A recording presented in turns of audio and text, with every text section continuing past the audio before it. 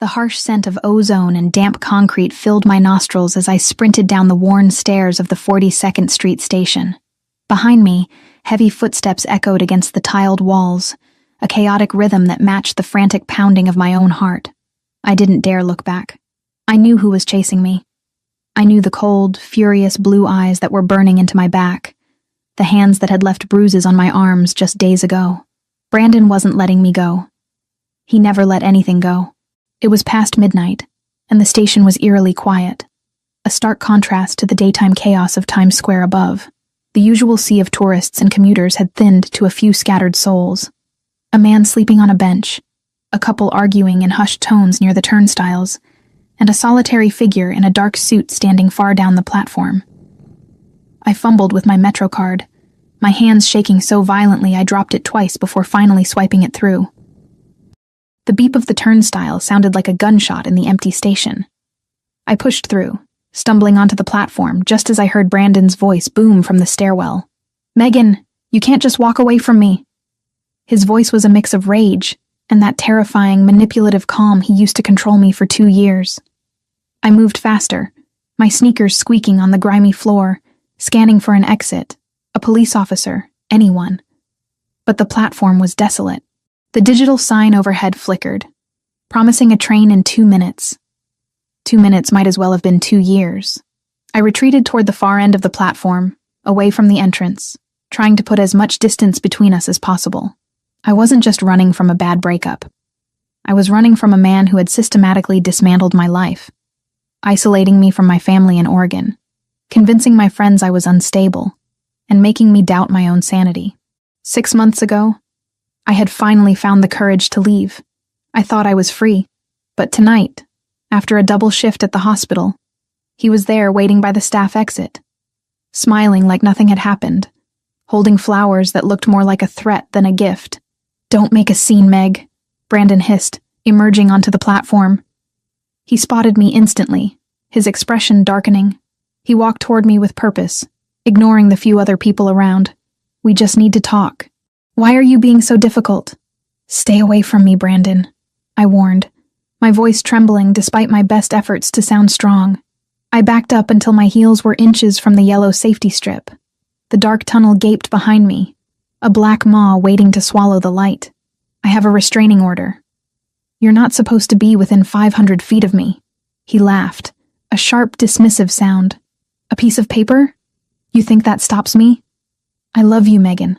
I'm trying to save us." He lunged before I could react. His hand clamped around my upper arm, fingers digging into the tender flesh where a bruise from his last affectionate grip was still fading. I cried out, trying to wrench free, but he was stronger, fueled by an obsessive adrenaline that terrified me. "Let go of me," I screamed, hoping to attract attention. The sleeping man on the bench didn't stir.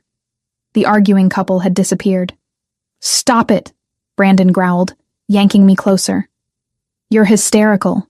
You need me to take care of you. You can't function on your own. Look at you, a mess." I said let go.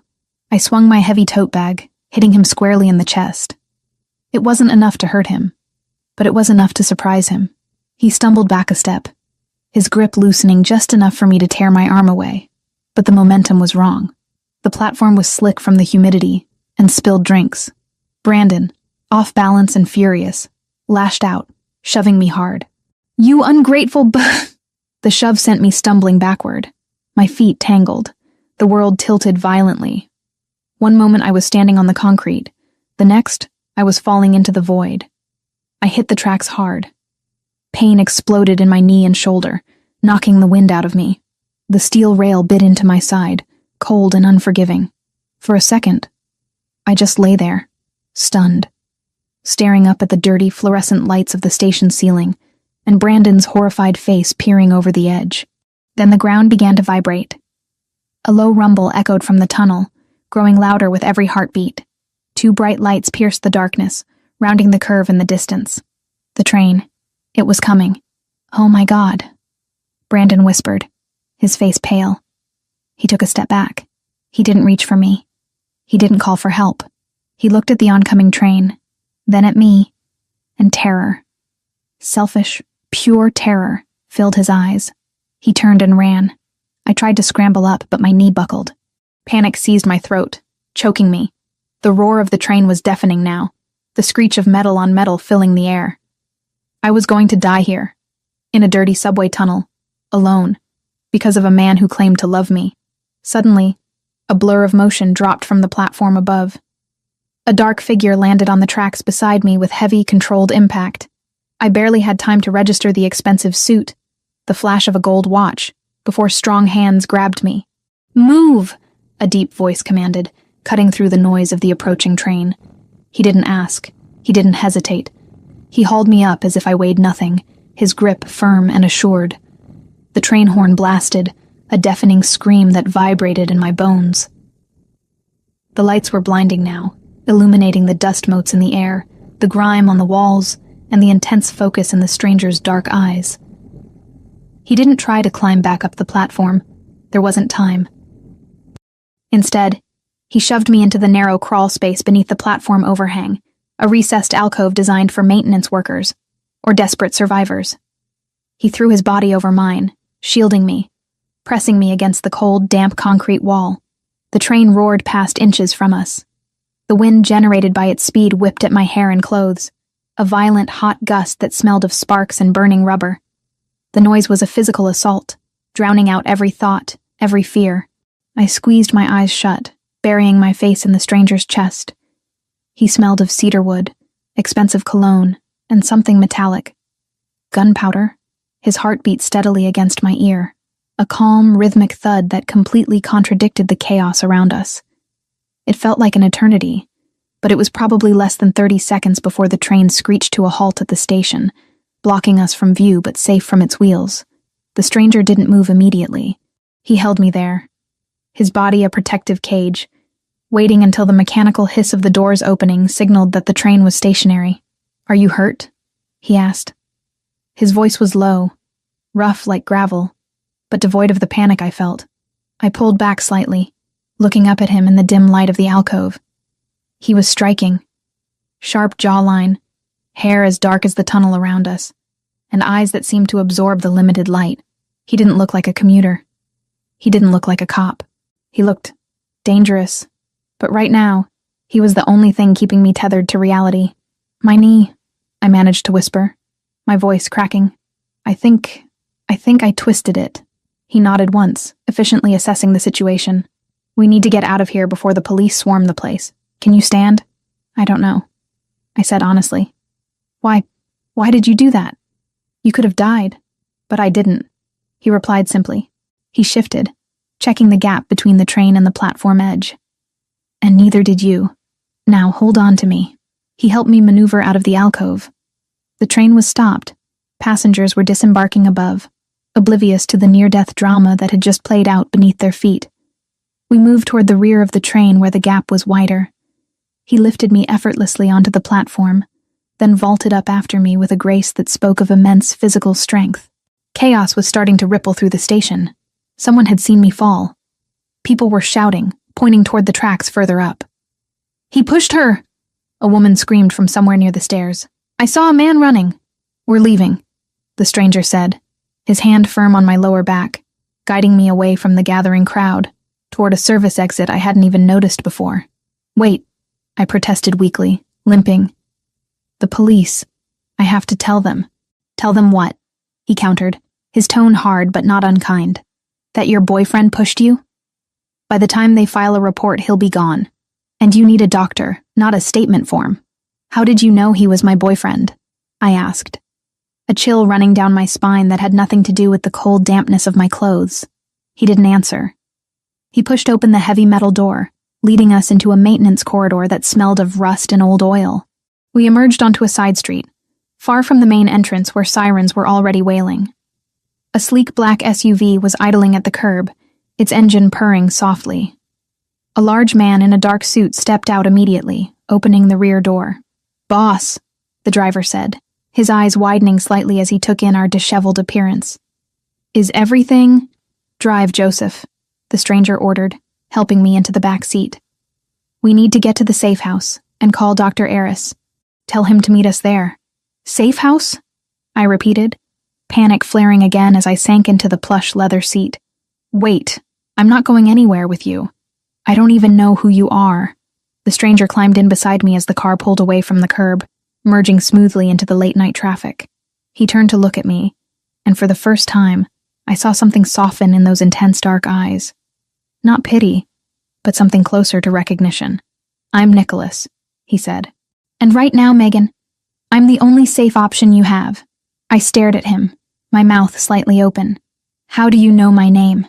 Nicholas reached into his jacket pocket and pulled out a pristine white handkerchief, handing it to me to wipe the grime from my face. I make it my business to know the names of people who fall onto subway tracks in front of me. It's a bad habit. It was a lie. I knew it was a lie. But as the adrenaline crashed and exhaustion washed over me, I realized I didn't have the energy to fight him. Brandon was out there. The police would just take a statement and send me home, to the apartment Brandon had a key to. Despite the locks I'd changed 3 times, this stranger, this Nicholas, had jumped in front of a train for me. Thank you, I whispered, clutching the handkerchief. You saved my life. Yes, Nicholas said, looking out the tinted window as the city lights blurred past. Now let's make sure it stays saved. The car sped north, leaving the chaos of 42nd Street behind. I leaned my head back against the seat, closing my eyes. My knee throbbed, my clothes were ruined, and I was in a car with a man who radiated power and danger. But for the first time in months, as we put distance between me and the station, I didn't feel like prey. I felt protected, and that was a terrifying thought in itself. The silence in the car was heavy, but not uncomfortable. Joseph, the driver, glanced at me in the rearview mirror occasionally, but said nothing. Nicholas was busy on his phone, typing rapid messages, his brow furrowed. I took the opportunity to study him covertly. His suit was ruined, grease stains on the expensive fabric, dust coating the shoulders. He had a scrape on his jaw that was bleeding sluggishly. You're bleeding, I said, the nurse in me taking over automatically. He touched his jaw, looking surprised to find blood on his fingers. It's nothing. It's not nothing. It needs to be cleaned or it will get infected. Subways are petri dishes. A corner of his mouth quirked up, almost a smile. I'll survive, Nurse Collins. Collins? I stiffened. Okay, seriously. Who are you? You know my first name, my last name, my profession. Are you stalking me too? Nicholas sighed, putting his phone away. He turned his full attention to me, and the intensity of his gaze made me want to shrink back into the seat. I was at the station meeting an associate. I saw you running. I saw him chasing you. I saw the argument. When you fell, I reacted. As for your name, he gestured to the ID badge still clipped to my scrub top, which was miraculously still there. It's right on your chest. I looked down, feeling heat rush to my cheeks. Oh, I'm not stalking you, Megan, he said, his voice serious again. But I saw the look on that man's face. He didn't push you by accident, and he didn't run because he was scared of the police. He ran because he failed. Failed to what? To kill you, Nicholas said bluntly. I wrapped my arms around myself, shivering. He's my ex. He has issues, but he's not a murderer.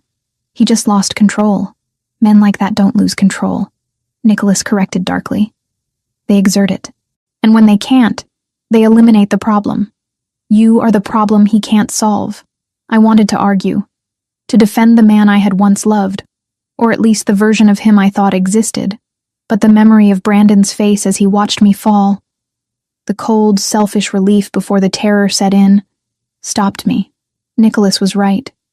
Brandon had looked at me on those tracks and made a choice not to help. Where are we going?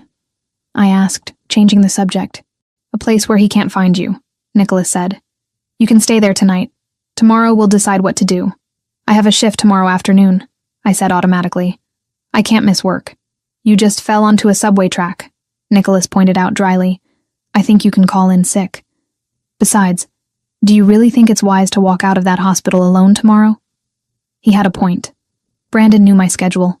He knew my route. He knew everything. The car slowed, turning into the underground garage of a sleek residential building in the Upper East Side. It wasn't the kind of place regular people lived.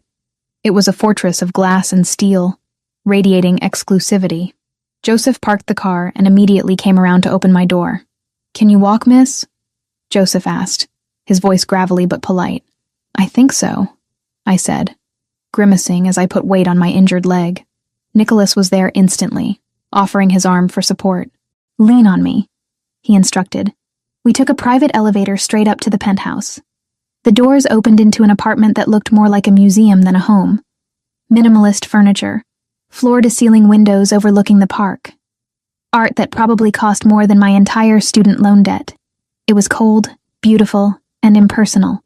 Joseph, get the first aid kit and some ice, Nicholas ordered, guiding me to a massive gray sofa. And call the doctor again. Tell him 10 minutes. Yes, boss, Joseph said, disappearing into another room. Boss. The word hung in the air. People didn't call their employers boss in that tone unless they were in a very specific line of work. I looked at Nicholas, really looked at him, the authority he wore like a second skin, the quick violence of his rescue, the shadowed, guarded nature of his movements. You're not a businessman, are you? I asked quietly. Nicholas poured a glass of water from a crystal pitcher and handed it to me. I am. I just operate in markets that require assertiveness. Mafia. The word slipped out before I could stop it. He paused, glass halfway to his own lips.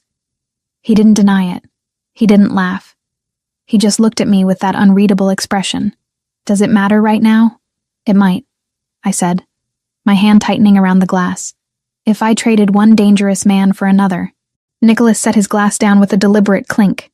He leaned forward, bracing his hands on his knees, bringing his face level with mine. Let me be clear, Megan. I am a dangerous man. I have done things that would make your nightmares seem pleasant, but I do not hurt women, and I do not push people onto train tracks. You are safe here, safer than anywhere else in this city. There was a conviction in his voice that made my breath catch. I searched his eyes for any sign of deception, but all I found was a steely resolve. Okay, I whispered, surprising myself. Okay. Joseph returned with a medical kit and a bag of ice. Nicholas took them, kneeling on the floor in front of me. He rolled up the damp pant leg of my scrubs with surprisingly gentle hands. My knee was swollen and bruising rapidly, an ugly purple welt forming against the pale skin. This is going to be painful tomorrow, he murmured, applying the ice. I hissed at the cold contact. Sorry. It's fine, I said through gritted teeth. I'm a nurse, remember? I know the drill. He looked up at me, his dark eyes searching my face. You're taking this remarkably well. Most people would be hysterical. I'm hysterical on the inside, I admitted. On the outside, I'm just tired. I've been running for so long, Nicholas. I'm just really tired. Then rest, he said softly. You don't have to run tonight. For the first time in 2 years, I believed it. As I sat there in the penthouse of a mafia boss, ice on my knee and the city lights twinkling below, I felt a strange sense of calm settle over me. I didn't know what tomorrow would bring. I didn't know what Nicholas Versiani wanted from me, or why he had risked his life to save a stranger. But I knew one thing. Brandon Foster hadn't won tonight. And with this man standing between us, maybe, just maybe, he never would again. Nicholas Versiani was not a man who waited for answers. He was a man who orchestrated them. The moment he had finished wrapping my knee with the precision of someone who had seen far worse injuries than a tumble onto subway tracks, he had disappeared into the hallway of the penthouse, his voice low and urgent as he spoke rapid-fire Italian into his phone. I was left alone on the expansive gray sofa, clutching the rapidly warming ice pack to my throbbing knee, the silence of the apartment pressing in on me. It wasn't a peaceful silence. It was heavy, charged with the kinetic energy of a place where decisions were made that altered lives. My clothes, scrubs damp with tunnel water and grime, felt like a second skin I desperately needed to shed. I looked around the room, taking in details I had been too shell-shocked to process minutes ago. No personal photos, no clutter. The art on the walls was abstract, violent slashes of red and black that seemed to vibrate with restrained aggression. It was a fortress, not a home, and I was currently the guest of honor, or perhaps the prisoner of circumstance. The sound of the front door opening made me jump, my pulse spiking instantly. I braced myself, half expecting Brandon to somehow burst through, defying logic and geography. But it wasn't my ex. A short, balding man with a leather doctor's bag bustled in, followed closely by Joseph, the driver who looked like he could bench press a small car. "Dr. Eris," Nicholas announced, stepping back into the room from the shadows where he had been watching. "Thank you for coming so quickly." "For you, Nicholas?" "Always." The doctor didn't look at me at first. His eyes scanned Nicholas, lingering on the dried blood on his jaw. "You're hurt. Not me," Nicholas said, gesturing toward the sofa. "Her."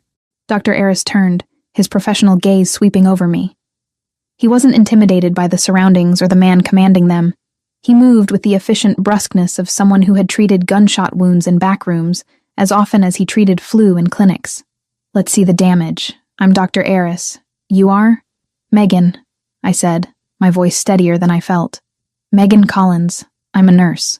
"A nurse," Dr. Eris repeated, a flicker of surprise crossing his face as he knelt beside me. He gently removed the ice pack. "Then you know the drill. Range of motion, pain level. 6 out of 10, I replied automatically. "Flexion is limited. I think it's just a severe contusion, maybe a strain. Ligaments feel intact, but I haven't tried to stand on it fully since the station." He nodded, probing the swollen joint with skilled fingers. I winced, but didn't pull away. "You're lucky. No crepitus. Swelling is significant, but the patella is stable. You'll need rest, elevation, and anti-inflammatories. I can give you a stronger analgesic if you need it." "I need to be clear-headed," I said quickly. "Just ibuprofen is fine." Nicholas, who had been leaning against the far wall with his arms crossed, spoke up.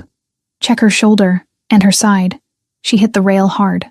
I looked at him, surprised he had noticed the wince I tried to hide when I shifted. He was watching everything, cataloging every micro-expression. It was unnerving. It was also protective. Dr. Eris moved efficiently, checking my shoulder, bruised, not dislocated, and my ribs, tender, likely bruised, but expanding symmetrically. When he was finished, he stood and snapped his bag shut. "She's been through a trauma, Nicholas.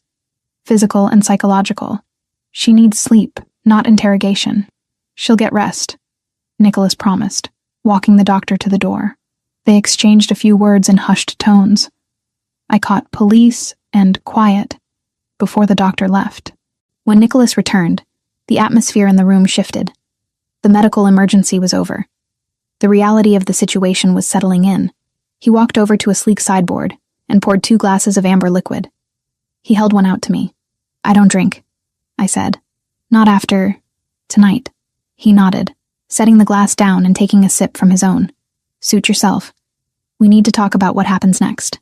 "I go home," I said, though the words sounded hollow even to me. "I go home, I call the police, I file another report that they'll file away until he actually hurts me." "He already actually hurt you," Nicholas corrected, his voice devoid of sympathy but full of cold fact. "He pushed you in front of a train, Megan. That is not hurting. That is attempted murder. If you go home tonight, he will finish the job. He knows where you live, doesn't he?" I looked down at my hands, clenched in my lap. "Yes. He has a key. I changed the locks, but he always finds a way." "Exactly. So going home is suicide." Nicholas walked around the sofa and sat on the coffee table opposite me, invading my personal space, but not in a way that felt threatening. It felt like he was trying to force me to see reality. "You stay here. Tonight. Tomorrow. We figure out a long-term solution." "Why?" I asked, finally looking him in the eye, the question that had been burning in my throat since he pulled me from the tracks. "Why are you doing this? You don't know me. I'm nobody. I'm just a nurse who made a bad choice in men 2 years ago. You risked your life for me. Now you're hiding me in a penthouse that probably costs more than my hospital wing.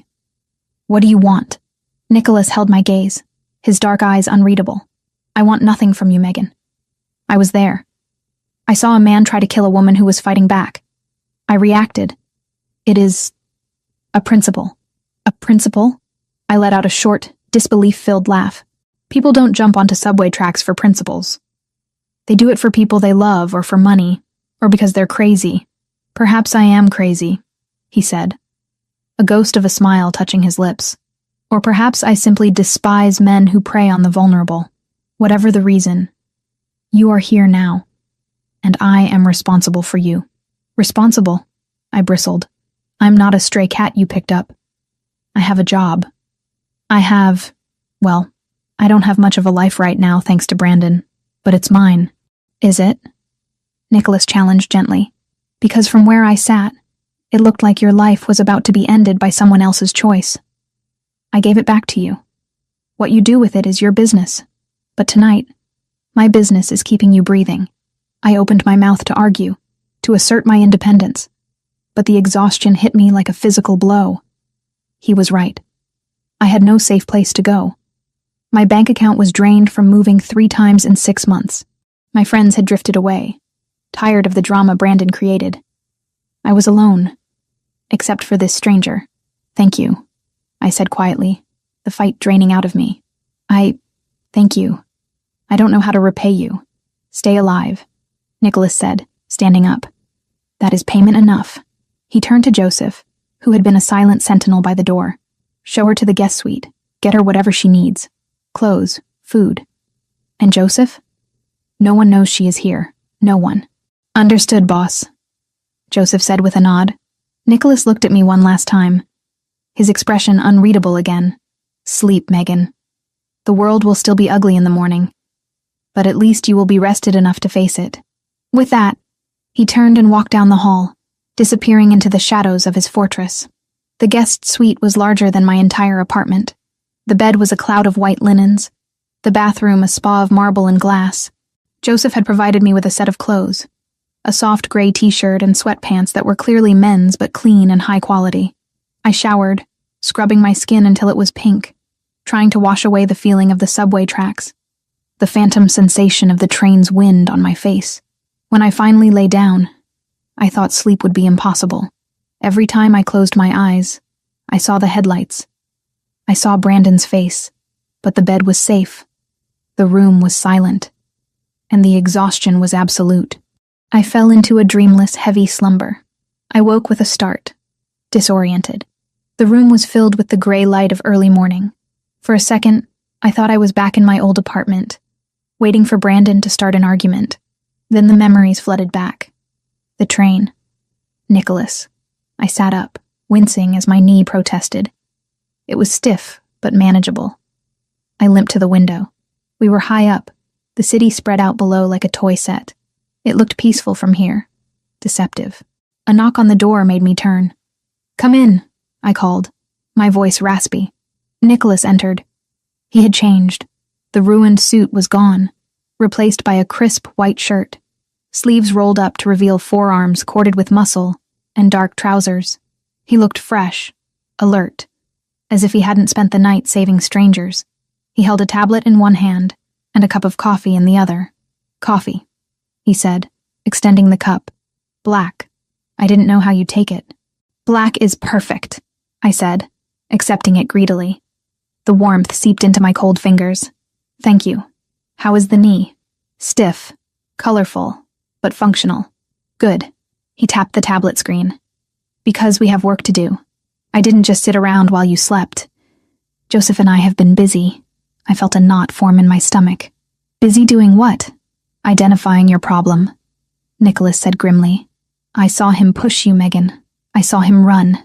But in the chaos, I didn't get a clear look at his face, and neither did the cameras at that angle. However, he swiped the screen and held it out to me. It was a grainy still from a security camera at the turnstile entrance. It was Brandon. Unmistakable. The slope of his shoulders, the way he held his head. "That's him," I whispered, touching the screen. "Brandon Foster." Joseph ran facial recognition. Nicholas continued. "Brandon Foster, 30 years old, accountant, no criminal record. Officially. He's careful," I said bitterly. "He knows exactly how far to push without leaving a mark that sticks. He gaslights. He manipulates. The restraining order was the first time I actually got a judge to listen, and look how well that worked." "We found something else," Nicholas said, taking the tablet back. His voice dropped an octave, becoming serious in a way that made the air in the room feel thinner. "Brandon isn't just an abusive ex-boyfriend with an anger problem. He's an accountant who freelances for very specific clients." I stared at him. What do you mean? He does taxes for small businesses. He does laundering for the O'Sullivan family, Nicholas said. The name meant nothing to me. Who are the O'Sullivans? A low-level Irish syndicate operating out of Hell's Kitchen, Nicholas explained, his lip curling slightly in disdain. They deal in protection rackets, some drugs, mostly moving dirty money. They are messy, disorganized, but dangerous because they are desperate. My mind reeled. Brandon? Involved with the mob? That's impossible. He's boring. He complains about the price of kale. He watches reality TV. The banality of evil, Nicholas murmured. He cooks their books, Megan. Which means he knows where their money is. Which means he is valuable to them. And it explains why he felt bold enough to attack you in public. He has protection. Protection?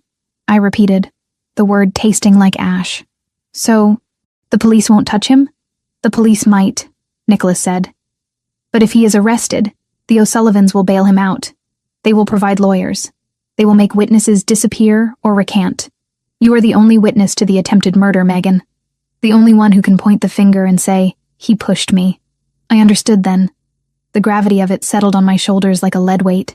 So I'm a target. Not just because he's obsessed with me, but because I'm a liability to his bosses. Exactly. Nicholas walked over to the window, looking out at the city he clearly regarded as his chessboard. If you go to the police now, without solid proof beyond your word, he will walk. And then he will come for you, with the O'Sullivans behind him. You cannot go back to your apartment. You cannot go back to your life as it was yesterday. Panic flared, hot and sharp. So what? I just disappear? I have a career. I have patience. I can't just vanish. You don't have to vanish. Nicholas turned back to me. But you have to move, strategically. You need a place that is secure, unlisted, and under my watch. Your watch, I said, skepticism creeping into my voice. Why would you protect me from a mob family? If you're what you say you are, isn't that getting involved in a war you don't need? Nicholas smiled, a cold, predatory expression that didn't reach his eyes. The O'Sullivans are not a war, Megan. They are a nuisance. And I do not like nuisances operating in my city, hurting people under my protection. Under your protection, I echoed. Since when am I under your protection? Since I pulled you off those tracks, he said simply. Fate put you in my hands. I do not drop what I carry. There was a finality in his tone that silenced my arguments. He wasn't asking. He was stating a fact of nature. The sun rises, gravity works. Nicholas Verciani protects what he claims. Okay, I said, taking a deep breath. Let's assume I believe you. Let's assume I agree to this arrangement. What happens to Brandon? We find him, Nicholas said. We watch him. We wait for him to make a mistake. And men like Brandon always make mistakes because they are arrogant. When he slips, we will be there to ensure he falls. Hard. And until then, you live. You recover. He gestured to the door. Joseph has found a property in Brooklyn. It is fully furnished, secure, and registered under a shell company.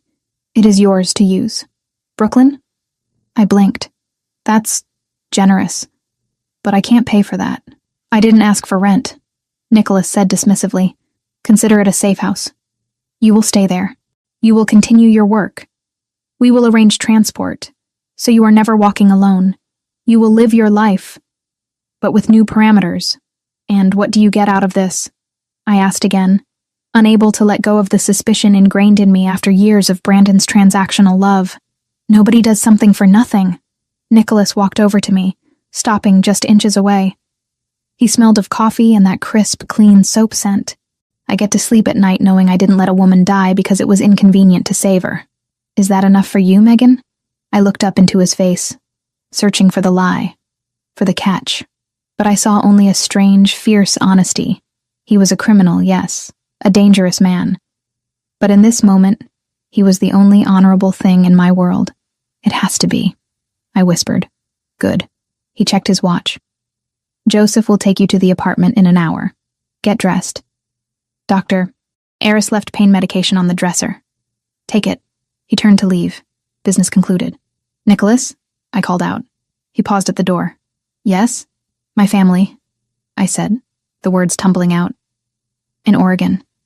My mom. She doesn't talk to me. Not since I stayed with Brandon the first time he hit me.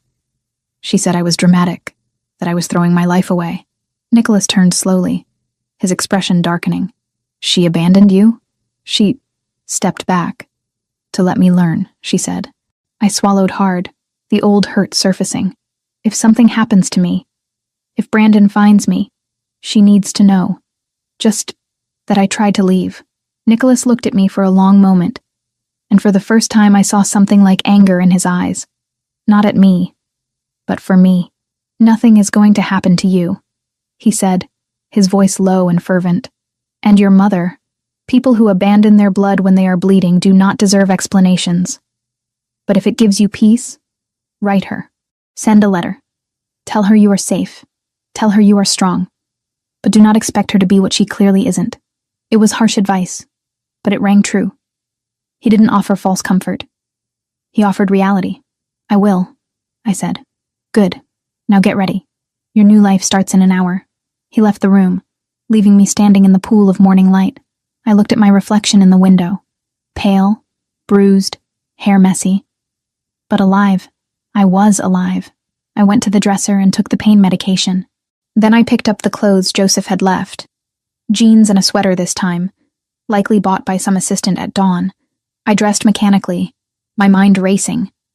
I was moving to a safe house owned by a Mafia boss. I was being hunted by an ex-boyfriend who laundered money for the mob. My life had turned into a chaotic thriller overnight. But as I laced up the new sneakers provided for me, I realized something strange. I wasn't afraid of Nicholas. I was afraid of the situation, yes. Afraid of Brandon. But Nicholas?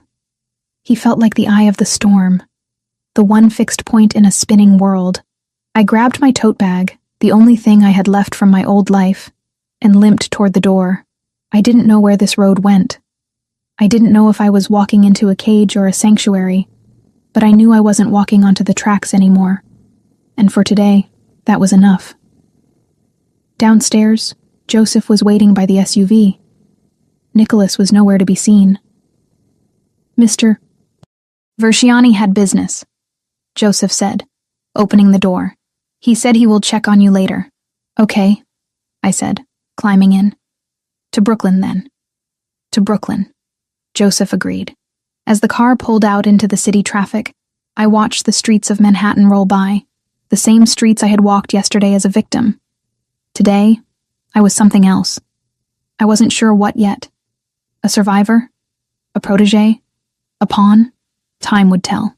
But as we crossed the bridge, the skyline gleaming in the sun, I made a silent vow to myself. I would not just be a passenger in this story. Nicholas had saved me, yes, but I had to save myself too. I had to be strong enough to deserve the second chance he had given me. I touched the bruise on my arm where Brandon had grabbed me. It was tender, fading yellow and green. It would heal. Everything would heal. I just had to survive the process. 3 days slipped by in the Brooklyn apartment like smoke through fingers. The space was larger than any place I had lived in years. 2 bedrooms, exposed brick walls, windows that overlooked a quiet street lined with brownstones.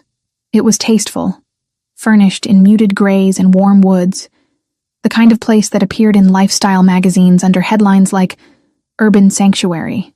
But it wasn't mine. It belonged to a shell company, which belonged to Nicholas Versiani, which meant it belonged to a world I was still trying to understand. Joseph had been my shadow those first days. He drove me to and from the hospital, a silent presence in the front seat who somehow made me feel both protected and surveilled. He never asked questions, never offered unsolicited commentary.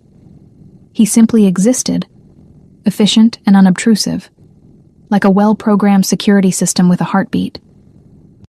Nicholas himself had visited once, on the second day. He had walked through the apartment with the air of a landlord inspecting his property, checking locks, testing windows, nodding in approval when he found everything to his exacting standards.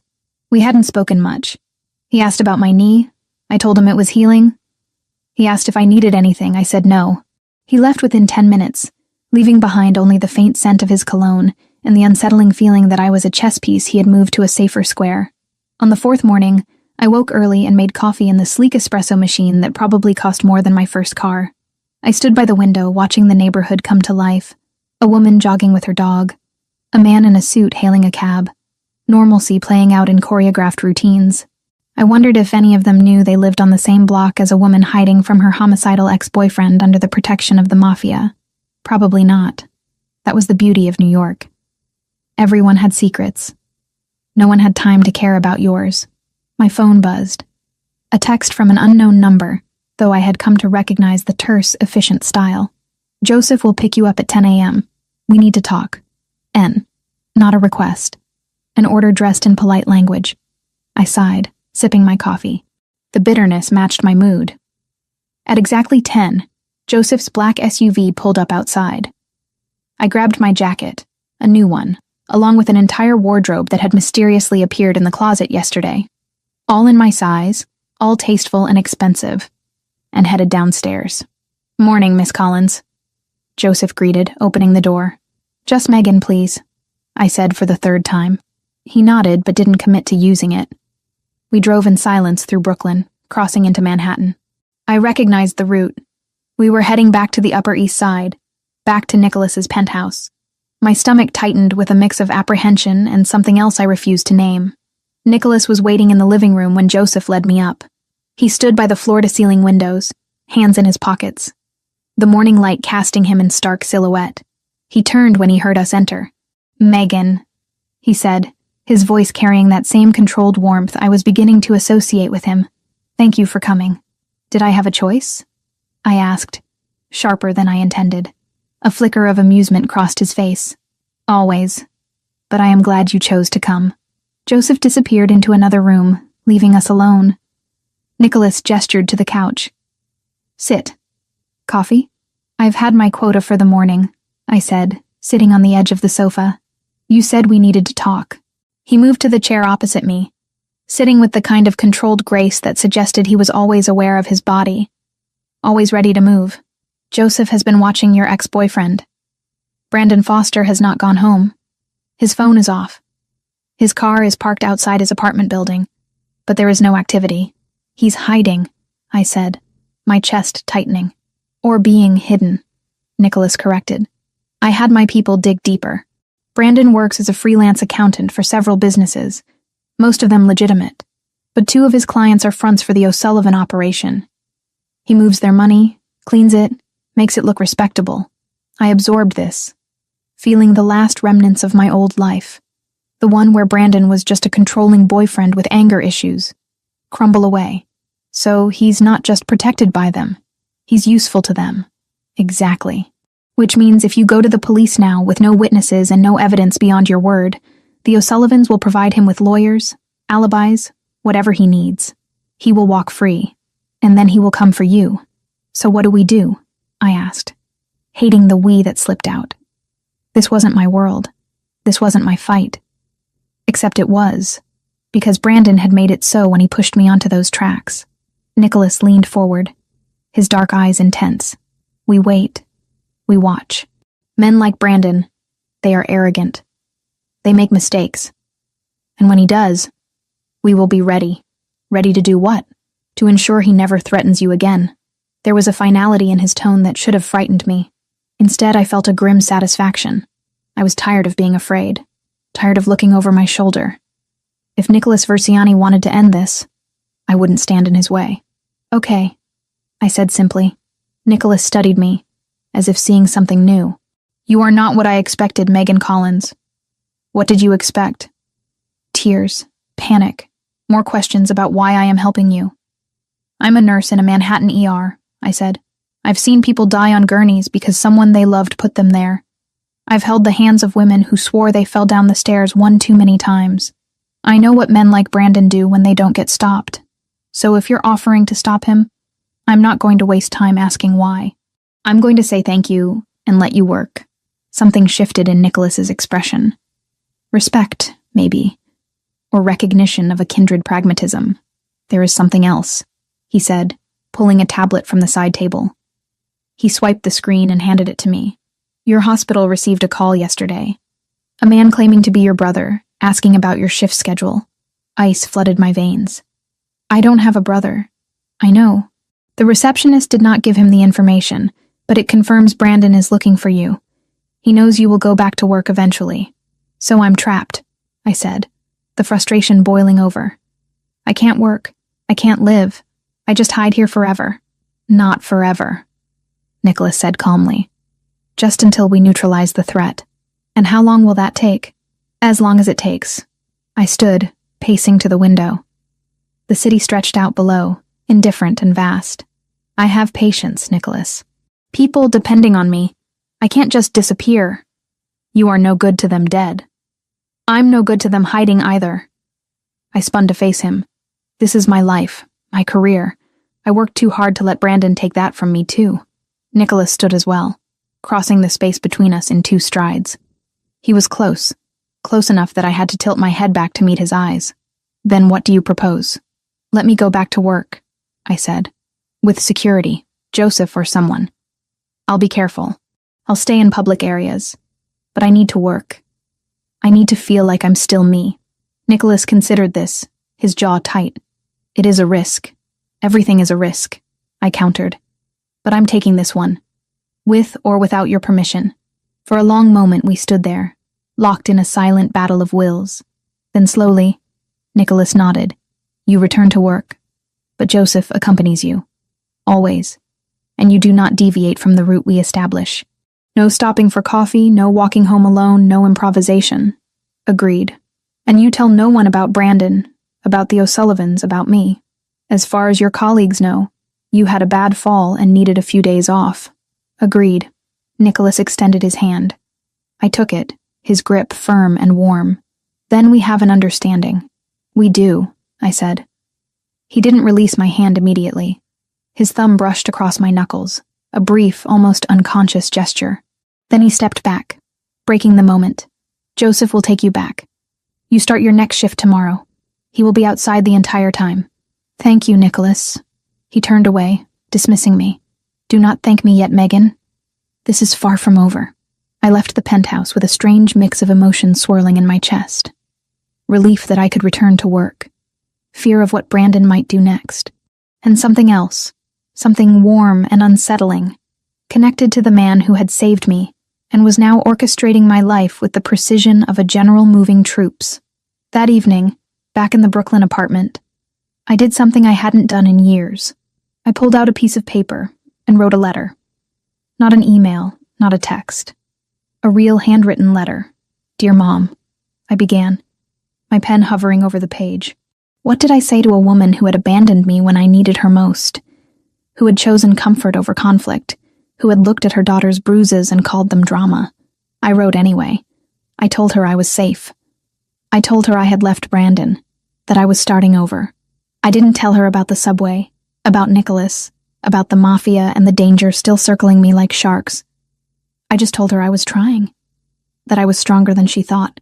I signed it, sealed it in an envelope, and left it on the kitchen counter. Tomorrow, I would mail it. Not because I expected a response, but because Nicholas had been right. I needed to close that door on my own terms, not have it slammed in my face. That night, I dreamed of trains and dark eyes and the feeling of falling with no ground in sight. The Brooklyn apartment became my gilded cage, albeit one with high ceilings and exposed brick. 2 weeks had passed since I moved in, 2 weeks of a routine that felt both borrowed and fragile. My life, which had once been a chaotic scramble of ER shifts and dodging Brandon's moods, was now ordered with military precision. I woke up at 6 a.m. I made coffee. I dressed in the clothes Nicholas had provided, understated, expensive, nothing like the scrubs and worn-out jeans I was used to. At 7 a.m., Joseph was downstairs in the black SUV. We drove to the hospital. I worked my 12-hour shift, trying to ignore the way my colleagues looked at me, the whispers of bad fall, and lucky to be alive trailing in my wake. They didn't know the half of it. Every time I walked through the ER doors, Joseph was there. He didn't hover, didn't loom, but he was always within sight. A dark suit and a sea of blue scrubs and white coats. He became part of the scenery, like the vending machines or the flickering fluorescent light in Bay 4. When I went for lunch, he was at a corner table. When I left at night, the SUV was idling at the curb before I even stepped onto the sidewalk. It should have felt suffocating. Instead, It felt like the only thing keeping my lungs inflating. Nicholas was different. He wasn't a constant presence like Joseph. He was a ghost who occasionally materialized to remind me that he haunted my life. He would appear at the apartment some evenings, usually unannounced but never intrusively.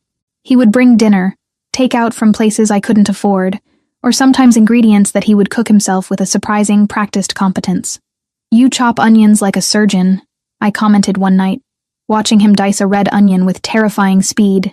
"And you stitch wounds like a seamstress," he countered without looking up. "We both work with knives, Megan.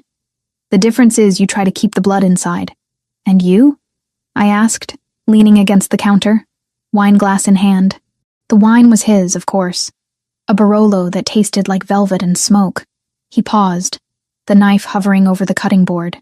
He looked at me, his dark eyes catching the warm light of the kitchen pendant. I try to spill it only when necessary. It was moments like this that made me realize how dangerous the game I was playing truly was.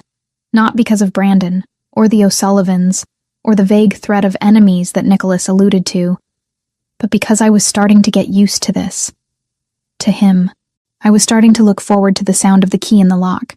I was starting to save stories from my shift to tell him. The kid who swallowed a quarter. The tourist who tripped over a pigeon. I was starting to see the man beneath the myth he had carefully constructed. He told me about his childhood in Italy, about the olive groves his grandfather tended, about the smell of rain on hot stone. He didn't talk about how he ended up in New York running a criminal empire, and I didn't ask. We had an unspoken agreement. We traded safe truths. I told him about nursing school, about my dream of joining Doctors Without Borders. He listened with an intensity that made me feel like the most interesting person in the world. "Why haven't you gone?" he asked one evening, as we sat on the sofa eating risotto. "To join them, the doctors. Life," I shrugged. "Student loans." Then Brandon, he didn't like the idea of me traveling, said it was dangerous. Nicholas let out a short, dark laugh. Dangerous. Coming from a man who pushes women onto train tracks, that is rich. He wasn't always like that, I said defensively, then stopped. Why was I defending him? No, that's a lie. He was always like that. I just didn't want to see it. We see what we want to see, Nicholas said. It is a human failing. Not just yours. What do you not want to see? I asked boldly. He looked at me, his gaze dropping to my lips for a fraction of a second before returning to my eyes. The air in the room suddenly felt thick, charged with static. I see everything, Megan. That is my curse. I looked away first, my heart hammering a frantic rhythm against my ribs.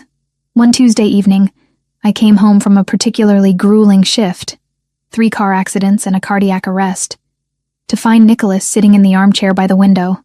He wasn't cooking. He wasn't reading. He was just sitting in the dark, watching the street below. Nicholas? I flipped the switch, bathing the room in soft light. He turned, and I saw the tension radiating off him in waves. His jaw was set, his shoulders tight under his suit jacket. He looked like a coiled spring. What's wrong? I asked, dropping my bag and moving toward him. Is it Brandon? No, he said, his voice rough. Brandon is quiet. Too quiet. But that is not why I am here. Then why? He stood up, running a hand through his hair, a rare gesture of frustration. I have a meeting tonight, a difficult one. I wanted to see you before I went. See me, I repeated, confused. Why? Because you are real, he said, as if that explained everything. Because in my world, everything is a lie, a maneuver, a leverage. You are just Megan. You save lives. You drink your coffee black. You worry about your patients. He took a step closer, invading my personal space. I didn't back away. I didn't want to. Nicholas, I whispered. I should not be here. He murmured, his eyes searching my face. I should keep you separate, safe. But I find myself drawn to this place, to you. I'm not complaining, I said, the boldness of the words surprising me. He reached out, his fingers brushing my cheek. His touch was warm, calloused, gentle. You should be. You should run from me, Megan. Run fast and far. I'm done running, I said. I told you that. He stared at me for a long moment, a war playing out behind his eyes.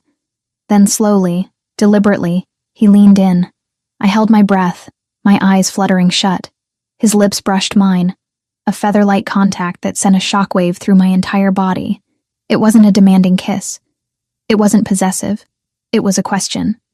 A hesitation. I answered it by leaning into him, my hands finding purchase on the lapels of his jacket. The kiss deepened, becoming something else entirely. Hunger. Need. The taste of him, coffee and mint, and something uniquely Nicholas, filled my senses. His arms went around me, pulling me flush against his hard body. I felt the gun holstered at his side, a cold reminder of who he was. But I didn't care. In that moment, he was just a man, and I was just a woman who had been lonely for a very long time. We broke apart breathless, foreheads resting against each other. "Megan," he groaned, his voice ragged. "Don't apologize," I whispered. "Please don't apologize." "I won't," he said. "But I have to go. Joseph is waiting." "Go," I said, stepping back, though every instinct screamed at me to pull him back. "Be safe." "I will be," he promised. "I always am." He left, leaving the taste of him on my lips and a hurricane in my chest. The next few days passed in a blur of anticipation. Nicholas texted more often, short updates, checks on my safety, nothing about the kiss, but it hung between us, a silent promise. Then the bubble burst. I was at the hospital, restocking a supply cart in Trauma 2, when a nurse from the front desk poked her head in. "Megan, there's a delivery for you. Flowers." My stomach dropped. "Flowers?" "Huge bouquet. Roses. They're gorgeous." She winked. "That mysterious guy who drops you off?" "Maybe," I said, forcing a smile. "I'll come get them." I walked to the nurse's station on leaden legs. There, sitting on the counter, was a massive arrangement of red roses. Dark red. Almost black. They were beautiful, aggressive, expensive, and they weren't from Nicholas. I knew it before I even reached for the card. Nicholas didn't do clichés. He didn't send roses to my workplace. He brought wine to my apartment. My hand trembled as I plucked the small envelope from the plastic fork. I opened it, sliding out the card. The handwriting was familiar, spiky, aggressive. "You can't hide forever, Meg. I see you. I see him. Tick-tock." No signature. None was needed. "Megan, you okay?" The unit clerk, Sarah, looked at me with concern. "You look like you've seen a ghost." I'm fine," I stammered. "Just allergies. Can you throw these out for me? Please? Throw them out? Are you crazy? They must have cost a fortune. Please, Sarah, just get rid of them. I can't. The smell." I turned and walked away before I could vomit. I went straight to the staff bathroom, locked the door, and pulled out my phone. My fingers shook so hard I mistyped Nicholas's number twice. He answered on the first ring. "Megan?" "He found me," I whispered, sliding down the tiled wall to the floor. "He sent flowers to the hospital. He knows I'm here." "Stay there," Nicholas said instantly. His voice was ice cold. "Do not leave the hospital. Do not go outside." "Is Joseph with you?" "He's outside. In the car. I'm calling him now. He's coming in. Stay in a secure area, Megan. I am on my way." "Nicholas, the card." He said, "Tick-tock." "He said he sees you." "He sees nothing," Nicholas growled. "He is a blind man walking into a fire. Give me 20 minutes. The line went dead. 20 minutes later, Nicholas strode into the ER like he owned it. He was flanked by Joseph and another man I didn't recognize. Younger, with a scar through his eyebrow. Heads turned. People whispered. Nicholas ignored them all, scanning the room until his eyes locked on me where I was standing by the triage desk.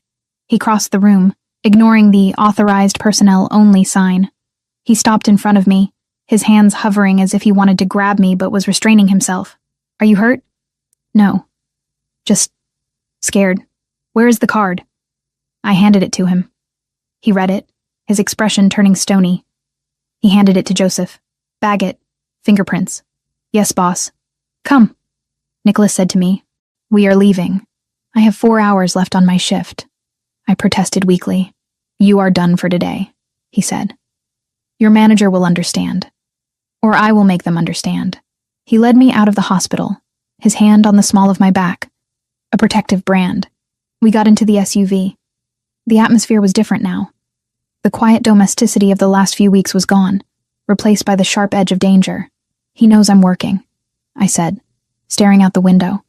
He knows where I am. So the safe house. It's useless. No, Nicholas said. It means he is desperate. He is trying to flush you out, to scare you into running again. It's working, I admitted.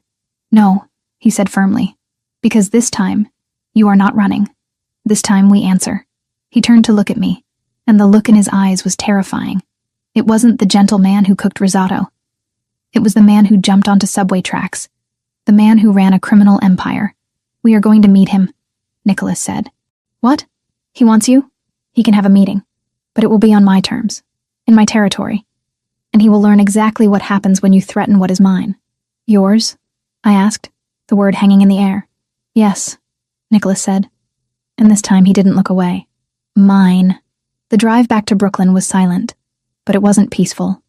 It was the silence before a storm. Brandon had pushed. Now, Nicholas was going to push back, and I was the prize in the middle of the board.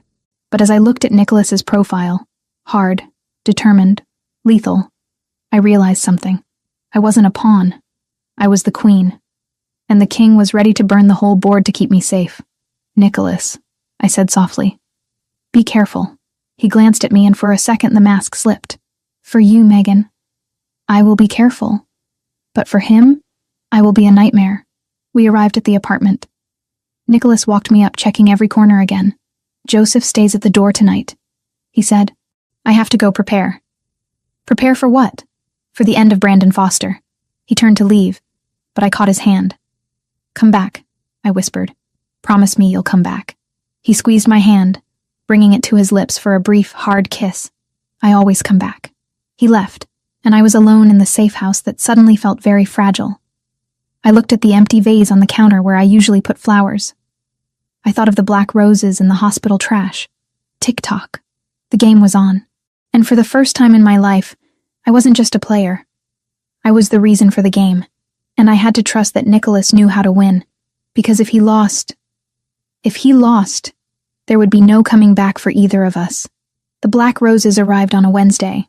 By Friday, Brandon Foster was a dead man walking, even if he didn't know it yet.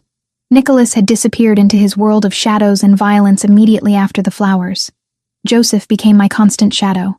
No longer subtle. He was in the apartment, outside my bedroom door at night, in the hallway while I showered. It should have felt intrusive. Instead, it felt like the walls of a fortress closing in around me. Where is he? I asked Joseph on the third morning, as I poured coffee with shaking hands. Joseph, who rarely spoke unless spoken to, looked at me with something almost like sympathy. He is arranging things, Miss Collins. It is better if you do not know the details. I'm not a child, I snapped. Brandon sent me those flowers. He threatened me. I have a right to know what's happening. You have a right to safety, Joseph corrected gently. Mr. Versiani is ensuring that. The how and the when are not for you to worry about. But I did worry. I worried that Nicholas would do something that would get him killed. I worried that this would escalate into a war I had inadvertently started. I worried that I was the catalyst for violence I couldn't control. On Friday evening, Nicholas finally returned. I heard the key in the lock, heard Joseph's low greeting, and then Nicholas was there in the doorway of the living room, where I sat pretending to read a book I hadn't absorbed a single word of. He looked different. Harder. The elegant businessman was gone, replaced by something colder, sharper. His suit was the same expensive cut, but there was tension in his shoulders, a coiled readiness in his posture. He had been doing things. Terrible things, probably. Things I shouldn't ask about. Megan, he said, his voice rough. Nicholas. I set the book down. Are you okay? A ghost of a smile touched his lips. You ask if I am okay? After what he did to you? I'm asking because I care, I said, standing up. You've been gone for 3 days. Joseph wouldn't tell me anything. I thought maybe something had happened to you. Something flickered in his eyes. Surprise, maybe. Or warmth. Nothing happened to me, but much has happened around me. Brandon? I asked, my voice barely above a whisper. Brandon is going to meet with me, Nicholas said, moving into the room. He poured himself a drink from the sideboard, whiskey, neat, and downed it in one smooth motion. Tomorrow night. Neutral territory. A meeting? I felt cold dread pool in my stomach. Nicholas, he tried to kill me. You can't just meet with him like it's a business negotiation. That is exactly what it is, Nicholas said, turning to face me. Brandon works for the O'Sullivans. He is their asset. If I simply make him disappear, they will retaliate. It will be messy, public. People will get hurt, innocent people. So what? You're going to negotiate with him? Ask him nicely to leave me alone? No, Nicholas said, his voice dropping to something dark and final. I am going to give the O'Sullivans a choice. They give up Brandon. They walk away clean. Or they keep protecting him, and I dismantle their organization piece by piece until there is nothing left. I stared at him, my heart hammering. You can do that? I can do many things, Megan, he said quietly. Most of them you do not want to know about. And what if they choose to keep him? What if they decide you're bluffing? Nicholas set his glass down with a deliberate click. Then I will show them I am not a man who bluffs. The certainty in his voice should have terrified me. Instead, I felt a savage satisfaction. Brandon had pushed me onto those tracks. He had stalked me, threatened me, made my life a waking nightmare for 6 months. If Nicholas Versiani was about to rain hell down on him, I wasn't going to stop him. I want to be there, I said. Nicholas's eyes widened fractionally. Absolutely not. He sent me those flowers, Nicholas. He's doing this because of me. I have a right to face him. You have a right to safety. Nicholas echoed Joseph's words. Not revenge. It's not revenge, I said, moving closer to him. It's closure. I need to see him know that he lost. That I'm not his victim anymore. Nicholas studied me for a long moment, his dark eyes searching my face. You do not understand what you are asking. This will not be a pleasant conversation. There will be threats, posturing, possibly violence. I'm a trauma nurse, I reminded him. I've seen violence. I've stitched up gunshot wounds and held pressure on stab victims. I'm not some delicate flower who will faint at raised voices. This is different, Nicholas insisted. This is personal. Exactly, I said, which is why I need to be there. We stood there, locked in a silent battle of wills. Finally, Nicholas sighed, a rare show of concession. You stay in the car, he said. You do not get out unless I tell you it is safe. You do not speak to Brandon. You do not engage. You are there to observe, nothing more. Agreed? Agreed, I said, relief flooding through me. And Megan? His hand came up to cut my cheek, his thumb brushing my cheekbone. If anything happens, if I tell you to run, you run. You do not argue. You do not hesitate. You trust me, and you run. Nothing's going to happen, I said, though I wasn't sure I believed it. Promise me, he insisted, his grip tightening slightly. I promise, I whispered. He leaned in, resting his forehead against mine. We stood like that for a moment, breathing the same air, the chaos of the world outside temporarily forgotten. Tomorrow night, this ends, he murmured. One way or another, one way or another, I echoed. He kissed me then, hard and desperate.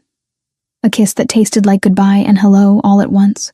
When we broke apart, he was already pulling away, the mask of the crime lord sliding back into place.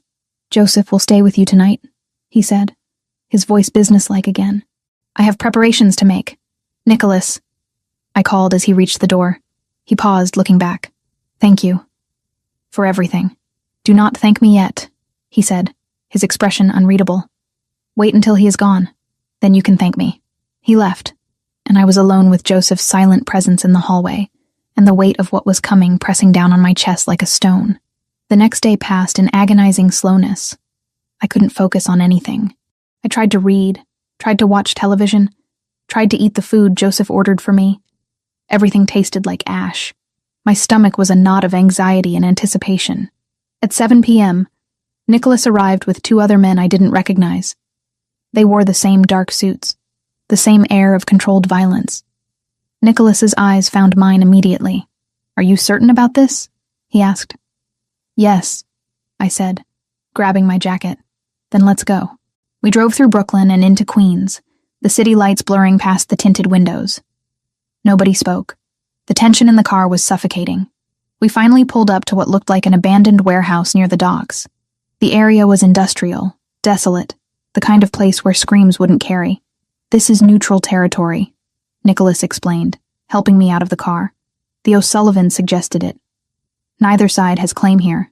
3 black sedans were already parked in front of the warehouse. Men in suits stood outside, smoking cigarettes, their eyes tracking our arrival with predatory interest.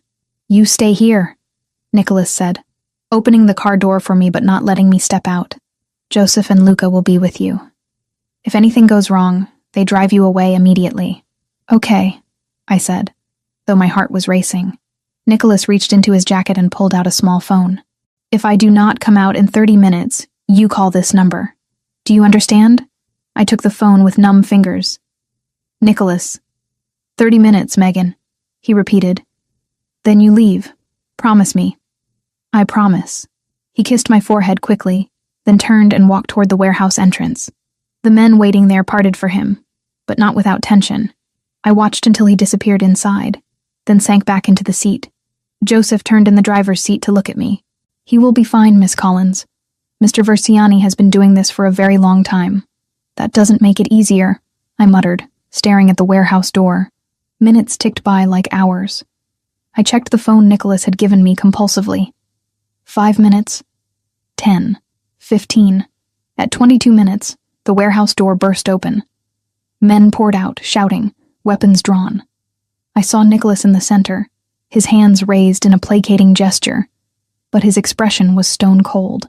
And behind him, being dragged by 2 massive men, was Brandon. My ex-boyfriend looked terrible. His face was bruised, his lips split, his expensive polo shirt was torn and stained, but his eyes were wild with fear and rage, and when they locked onto the car, onto me, something primal and terrifying flashed across his face. Megan, he screamed, struggling against his captors. Megan, you did this. You set me up. One of the O'Sullivan men, I assumed it was their leader, a tall man with silver hair, stepped forward, speaking rapidly to Nicholas. I couldn't hear the words, but I could see the body language. Negotiation, threat, counter-threat. Brandon kept screaming my name, his voice raw and desperate. Nicholas said something sharp, his hand slicing through the air in a decisive gesture. The silver-haired man nodded once, tersely. Then he turned to the men holding Brandon and gave a single-word command. They released him. Brandon stumbled, then straightened, his eyes finding mine again through the car window, and then he ran. Not away from the warehouse. Toward the car. Toward me. Drive! I shouted at Joseph, panic seizing my throat. But before Joseph could even start the engine, Nicholas moved. He intercepted Brandon with brutal efficiency, grabbing him by the collar and slamming him against the hood of one of the sedans. The crack of bone on metal echoed across the empty lot. You do not look at her, Nicholas snarled, loud enough that I could hear through the closed window. You do not speak to her. You do not think about her. She is under my protection, and if you come within a mile of her ever again, there will not be enough of you left to identify. Brandon was sobbing now, blood streaming from his nose. Please, he begged. Please, I didn't mean... You pushed her in front of a train, Nicholas hissed, his face inches from Brandon's. You sent her flowers at her workplace. You stalked her for 6 months. You meant every bit of it, but the O'Sullivans have agreed to hand you over to the proper authorities. You will be charged with assault, stalking, and attempted murder, and you will plead guilty. Because if you do not, I will make sure you never leave prison alive. Do you understand me? Brandon nodded frantically, tears and blood mixing on his face. Good, Nicholas said, shoving him toward a police car that had just pulled up. Arranged, obviously part of the deal. 2 officers got out, reading Brandon his rights as they cuffed him. Nicholas watched until Brandon was secured in the back seat, then turned and walked back to our car. He slid into the passenger seat, his breathing controlled but heavy. It's done, he said quietly. He will never hurt you again. I stared at him. At this man who had just orchestrated the arrest of my abuser through a combination of mafia negotiations and legal maneuvering. How did you... The O'Sullivans wanted to keep their accountant, but I reminded them that protecting a man who tries to kill women in public is bad for business. They value stability more than one asset. So they agreed to let him face real consequences. He will plead guilty. He will go to prison. And you are free. Free. The word felt foreign in my mouth. I had been running for so long, hiding, looking over my shoulder. And now, it was over. Thank you, I whispered, tears pricking my eyes. Nicholas reached over and took my hand. You are welcome, Megan. Now let's go home. As Joseph started the car and we pulled away from the warehouse, I looked back one last time. Brandon was in the police car, his face pressed against the window, watching us leave. But for the first time, I wasn't afraid. He was the one in chains now. And I was free. The peace that followed Brandon's arrest was fragile, like a thin layer of ice over a deep, dark lake. The city felt safer, the air easier to breathe, but the silence left behind was heavy with things unsaid. 2 weeks had passed since the warehouse. Brandon was in custody, his bail denied on the strength of an anonymous evidence package that had landed on the district attorney's desk the morning after his arrest. Security footage from the station, screenshots of the TikTok messages and the florist's card, the audio of his call to the hospital pretending to be my brother, and copies of the incident reports the hospital had already filed about the assault painted a picture of a dangerous, escalating obsession. Whoever had assembled it had practically done the prosecutor's job for them. The O'Sullivans had retreated into the shadows of Hell's Kitchen, their tail tucked firmly between their legs after Nicholas's display of dominance. My life had returned to a semblance of normalcy. I went to work. I came home to the Brooklyn apartment. I cooked. I slept. But something was shifting. The adrenaline that had fueled me for weeks was gone, replaced by a quiet, growing realization of just how deeply I had sunk into Nicholas Verciani's world. Nicholas himself had pulled back. He still visited, but the visits were different. Shorter. More formal. He didn't stay for dinner. He didn't read poetry on my sofa. He checked in, asked if I needed anything, and left. It was as if, now that the immediate danger was gone, he was trying to build a wall between us again. But walls have doors, and I was determined to find the key. One rainy Tuesday evening, he arrived later than usual. He looked tired, the lines around his eyes deeper, his tie loosened. He declined my offer of wine, standing by the window as he always did, watching the street. I have a proposition for you, he said, without turning around. A proposition? I asked, drying my hands on a dish towel. That sounds ominous. Not ominous, he said, finally facing me. Practical. The lease on this apartment. It is indefinite. You can stay here as long as you like. But Joseph tells me you have been looking at listings in Queens. I had been. Late at night, when I couldn't sleep, I scrolled through rental apps, trying to imagine a life that was just mine again. I can't stay here forever, Nicholas. It's too much. Too big. Too expensive. I need to stand on my own feet. You are standing on your own feet, he said. This place gives you the security to do that without looking over your shoulder. It gives me security provided by you, I corrected. And while I am grateful, so grateful, I can't be your charity case forever. You are not a charity case, he said sharply. You are... He trailed off, frustration flickering across his face. I am what? I stepped closer, crossing the invisible line he had drawn between us. What am I to you, Nicholas? Now that the damsel in distress part of the story is over. He looked at me, really looked at me, stripping away the layers of politeness and control. You are the only thing in my life that isn't gray, he admitted, his voice low. Everything else, it is business, strategy, leverage. You are just... you. Then let me be me, I said softly. Let me take you somewhere. Not a safe house, not a warehouse, just somewhere normal. Normal? He raised an eyebrow. I do not do normal well, Megan. Try, I challenged. Tomorrow night. I'm off. Pick me up at 7. No Joseph. Just us. He hesitated, the calculator in his head running the risks. Then, slowly, he nodded. 7. He arrived at 7 sharp, driving a sleek silver coupe instead of the armored SUV. He wore a charcoal suit, no tie, the top button of his shirt undone. He looked devastatingly handsome and entirely out of place on a Brooklyn residential street. Where are we going? He asked as I slid into the passenger seat. There's a place in Little Italy, I said. Not one of the tourist traps. A small family place. My dad used to take me there when I was a kid before... Nicholas glanced at me. Little Italy? That is bold. You know who owns most of that territory? I assume you do, I said. Or someone you know. Does it matter? It might, he said, merging into traffic. But for tonight, we will say it doesn't. The restaurant, Da Enzio, was exactly as I remembered it. Smelling of garlic and tomatoes, with checkered tablecloths and old photos on the walls. The owner, a stout man with a white mustache, looked up when we entered. His eyes widened when he saw Nicholas. He rushed over, wiping his hands on his apron. Mr. Versiani. What an honor. We did not know you were coming. We didn't, Nicholas said smoothly, switching to flawless Italian. Solo una cena tranquilla, Enzio. Per favore. Just a quiet dinner, Enzio, please. Enzio nodded vigorously. Certamente, certamente. The best table. Come, come. He led us to a secluded booth in the back, away from the main floor.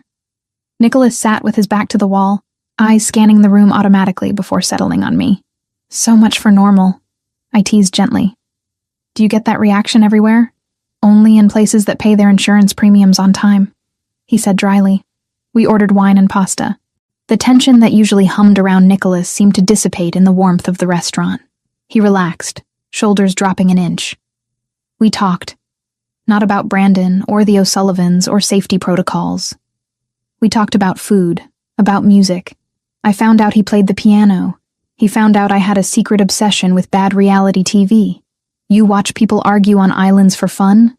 He asked, genuinely baffled. It's escapism, I defended. Nobody gets shot. Nobody dies. They just cry about coconuts. I prefer opera, he said. At least the tragedy has a soundtrack. Snob, I laughed. He smiled, a real, genuine smile that reached his eyes. It transformed his face, making him look younger, lighter. For a moment, I forgot who he was. I forgot the gun I knew was tucked against his ribs. I just saw a man I was falling for, but the world has a way of intruding. As we were finishing our espresso, Nicholas's phone buzzed. He glanced at it, and the smile vanished. The mask slammed back into place. We have to go, he said, signaling for the check. What is it? I asked, alarm spiking. Business, he said shortly. Joseph is outside with the car. He will take you home. Joseph is here? I looked around. I thought it was just us. Joseph is always close, Nicholas said, standing up. I am sorry, Megan. This was a mistake. A mistake? I stood too. Hurt flashing through me. Dinner was a mistake? Thinking I could have this? He gestured between us. Thinking I could be normal for one night? I cannot. The world does not stop because I want to eat pasta with a beautiful woman. It stopped for 2 hours, I argued. That counts for something. Not enough, he said grimly. He placed a stack of cash on the table, far more than the bill required. Go with Joseph. I will call you. He walked out without looking back, disappearing into the night. I was left standing in the warm glow of the restaurant, feeling cold and abandoned. Joseph drove me home in silence. I didn't ask what had happened. I knew better now. Nicholas Verciani lived in a world of fires, and he spent his life putting them out before they burned everything he touched, including me. I didn't hear from him for 3 days. I went to work. I came home. I wrote another letter to my mother. This one shorter, just saying I was okay. I didn't mail it. On the 4th night, I woke up to a sound in the living room. I froze, heart hammering. The security system hadn't beeped. That meant whoever it was had a key or the code. I grabbed the heavy flashlight I kept by the bed, a pitiful weapon, but better than nothing, and crept into the hallway. Nicholas was standing by the window, looking out at the sleeping city. He was still wearing his suit, but his jacket was thrown over a chair. His shirt was stained with something dark. Nicholas, I whispered. He turned. His face was pale, drawn. There was a bandage wrapped around his left hand, white stark against the darkness. I woke you, he said, his voice rough. I am sorry. I should not have come. You're hurt, I said, dropping the flashlight and rushing to him. Let me see. It is nothing. He tried to pull his hand away, but I caught it gently. Just a cut. A cut doesn't bleed through 3 layers of gauze, I said, examining the bandage. Sit down. I'll get the kit. He sat heavily on the sofa. I ran to the bathroom, grabbing the first aid supplies I had stocked. When I returned, he had his head back, eyes closed. He looked exhausted. I unwrapped the bandage. It was a knife wound, deep across the palm. Defensive. Nasty. "This needs stitches," I said, professional mode taking over. "Why didn't you go to Dr. Eris?" "Eris asks too many questions," Nicholas murmured. "And I wanted to see you." "You're an idiot," I said affectionately, cleaning the wound. He hissed in breath but didn't pull away. "Hold still. This is going to sting." I stitched him up by the light of the floor lamp, my hands steady. He watched me the whole time, his dark eyes unreadable. "It was the O'Sullivans," he said suddenly. "Thomas O'Sullivan wasn't happy about the deal with Brandon. He tried to renegotiate tonight. Is that what this is?" I gestured to his hand. "Renegotiation?" "This was his opening argument," Nicholas said dryly. My rebuttal was more persuasive. "Is he dead?" I asked, looking up. "No, but he understands the terms of our agreement much better now." I finished the last stitch and tied it off. "There. Keep it dry. Watch for infection." "Thank you, Nurse Collins." I started to pack up the kit, but his uninjured hand caught my wrist. "Megan." I looked at him. "What?" "I tried to stay away," he said. "After the restaurant, I tried to tell myself it was too dangerous. That you deserve better than a man who comes to your apartment at 3 a.m. bleeding. I don't want better," I said softly. "I want you. I am not a good man," he warned. "I am selfish. I am violent. I will bring darkness into your life." "You already brought light," I countered. "You saved me, Nicholas. In every way a person can be saved. You don't get to decide you're bad for me now." He pulled me toward him. I went willingly, settling between his knees. His good hand came up to cut my face, his thumb tracing my lower lip. "If I kiss you now," he whispered. "I will not stop." "Good," I breathed. He kissed me, and this time there was no hesitation, no question. It was a claim, a promise, a surrender. We moved to the bedroom, leaving the blood-stained bandage and the darkness of his world behind in the living room. For tonight, there were no O'Sullivans. No Brandon, no Mafia wars. Just Nicholas and Megan. Just a man and a woman finding shelter in each other. And for the first time since I fell onto those tracks, I didn't feel like I was surviving. I felt like I was living. And it was terrifying. And it was wonderful. And it was enough. Brandon Foster was gone. But the shadow he cast lingered in the quiet corners of my life. He was in a holding cell, awaiting trial, his arrogance stripped away by the reality of iron bars and federal charges. I should have felt triumphant. I should have felt free. Instead, I felt adrift. The threat that had defined my existence for 2 weeks, and my fear for 6 months before that, had vanished, leaving a void that needed filling. And the only thing large enough to fill it was the complicated, dangerous, and utterly captivating man who had engineered my freedom. But Nicholas Verziani was pulling away. It wasn't abrupt. It wasn't cruel. It was a slow, deliberate retreat. He stopped coming to the Brooklyn apartment unannounced. His texts became sporadic, strictly logistical. Joseph remained my constant shadow, but Nicholas became a ghost. "He's busy," Joseph would say when I asked, his eyes fixed on the road. Business was neglected. He has fires to put out. I knew it was a lie, or at least a convenient half-truth. Nicholas wasn't just busy. He was creating distance. He was building the wall back up, brick by brick, now that I was no longer a damsel in distress who needed saving. But I wasn't the same woman who had fallen onto those tracks. I had seen behind the curtain.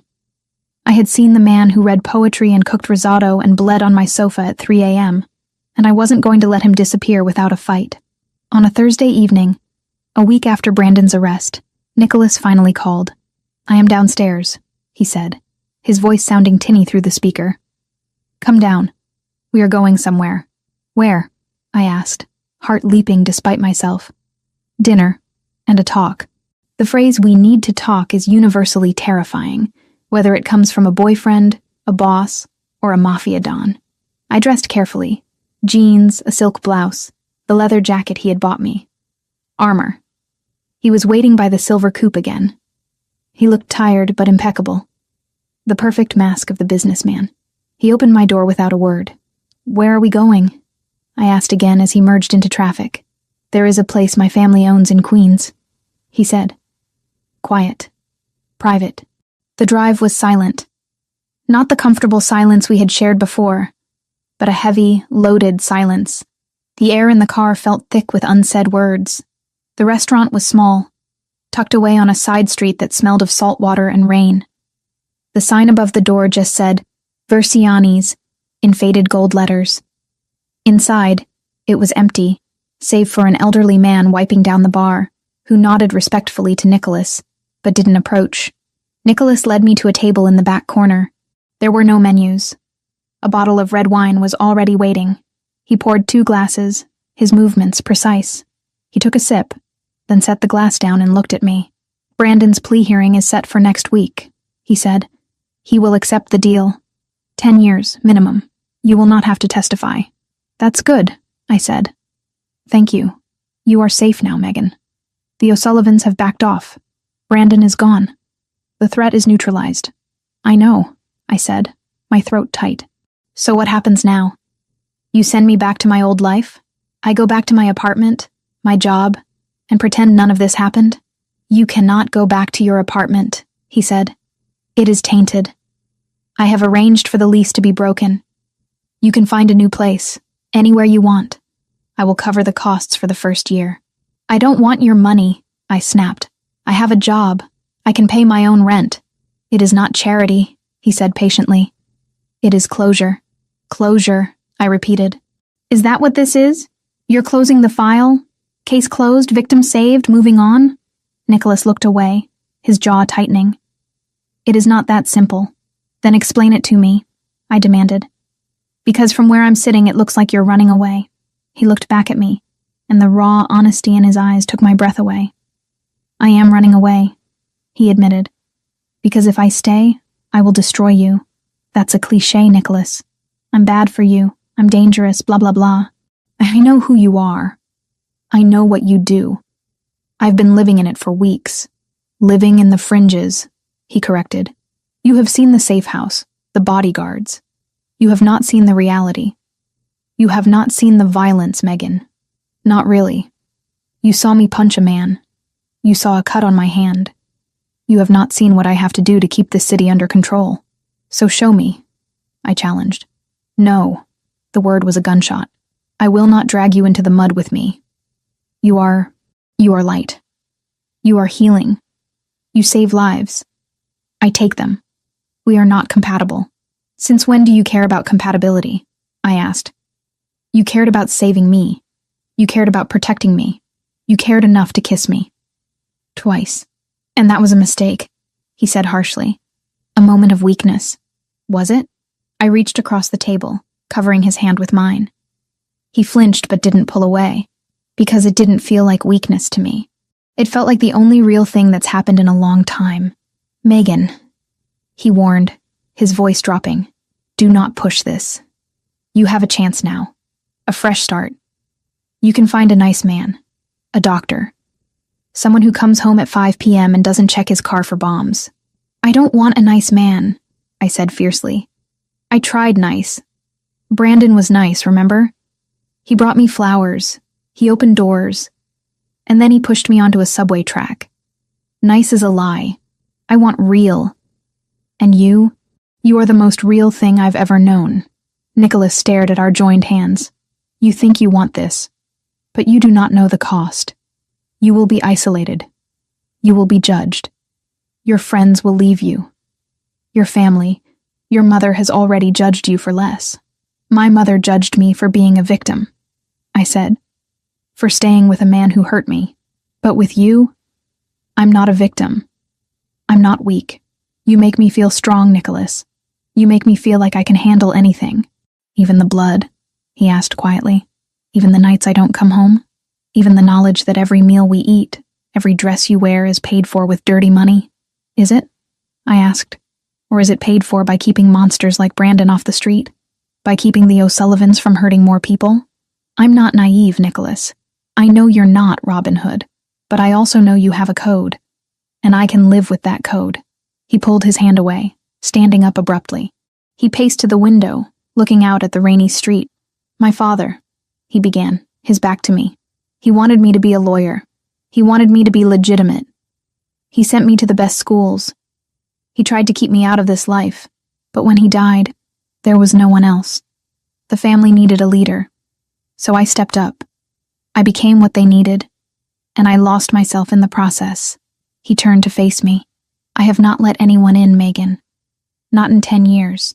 Because everyone I let in becomes a target, or a casualty. I'm already a target," I pointed out, standing up and moving toward him. "Brandon made me one. The O'Sullivans made me one. You didn't do that. You saved me from it." "And if the next enemy is smarter?" he asked. "If they don't send flowers? If they just put a bullet in your head while you are walking to work? Then I die," I said simply. "We all die, Nicholas. I could have died on those tracks 3 weeks ago. I could get hit by a bus tomorrow. I'm not going to live my life in fear of what might happen.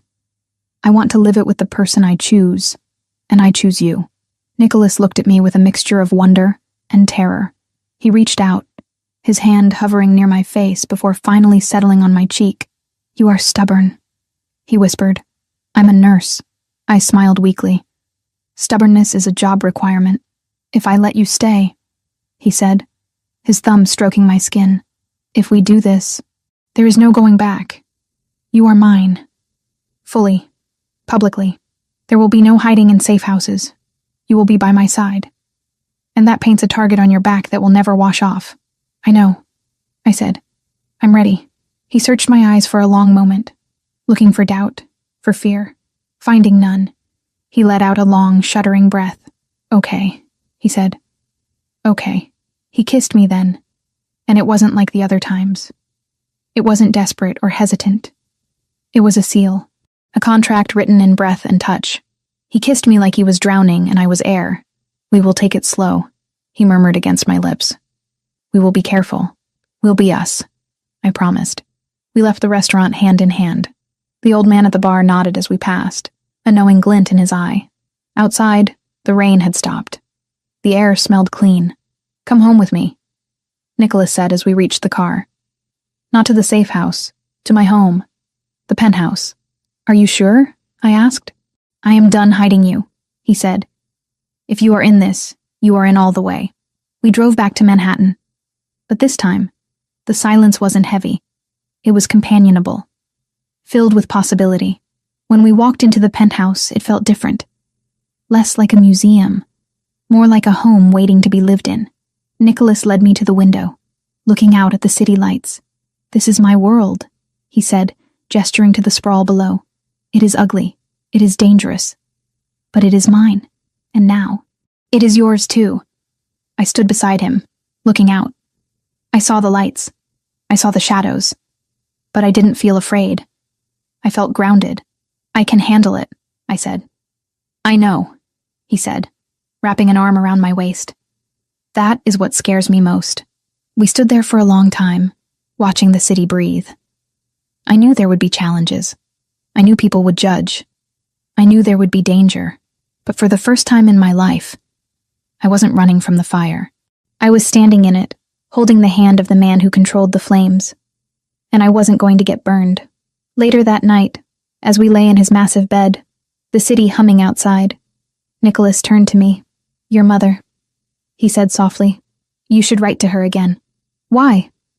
I asked, tracing the scar on his shoulder. "Because you are happy," he said. "And she deserves to know that her daughter survived.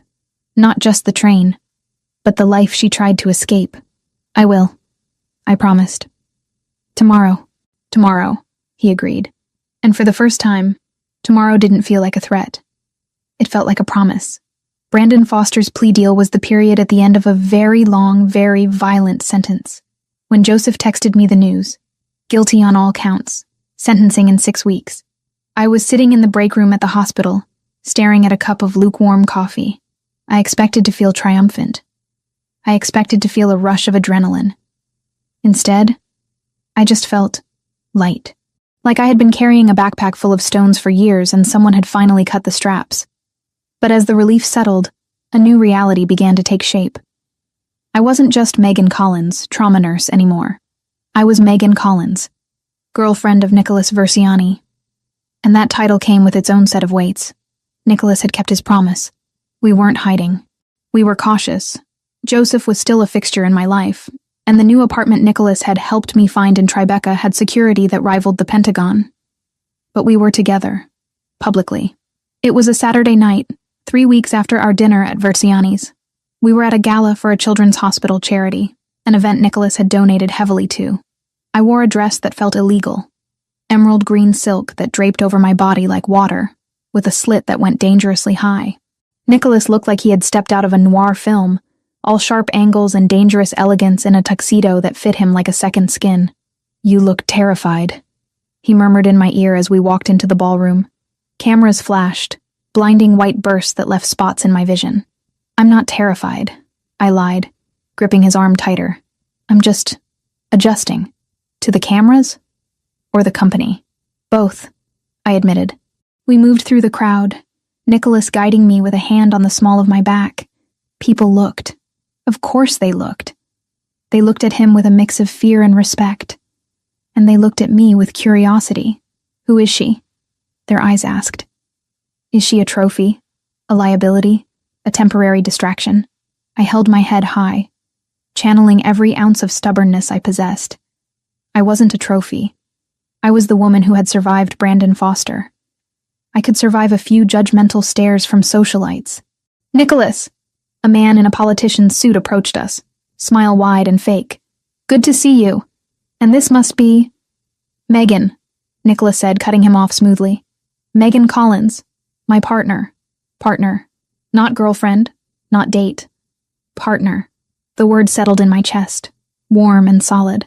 "Charmed," the man said, not looking charmed at all. "I heard about the unpleasantness with the O'Sullivans. Glad to see it resolved." "Business is always resolved eventually," Nicholas said, his tone polite but final. "Excuse us. I promised Megan a drink." He steered me toward the bar, away from the sharks. "You handled that well," he said. I didn't say anything. "Exactly." Sometimes silence is the loudest answer. We got drinks. Champagne for me, sparkling water for him, and found a quiet corner. I watched him scan the room, his eyes never resting, always assessing threats. It was exhausting just watching him do it. "Do you ever turn it off?" I asked softly. "Turn what off?" "The radar. The constant threat assessment. Do you ever just exist?" He looked at me, and for a second, the vigilance softened. "With you," he said. "When we are alone. That is the only time." "That's a lot of pressure on me." I teased gently. "You can handle it," he said. "You handle blood and trauma every day. Compared to that, my neuroses are a vacation." We laughed. A private moment in a public room. But then I saw something that made my smile falter. Across the ballroom, near the exit, a man was watching us. He wasn't dressed for a gala. He wore a cheap suit that fit poorly. He stood out like a sore thumb, and he was staring directly at Nicholas with a look of pure, unadulterated hatred. "Nicholas," I whispered, touching his arm. 3 o'clock, by the exit. Gray suit. Nicholas didn't turn immediately.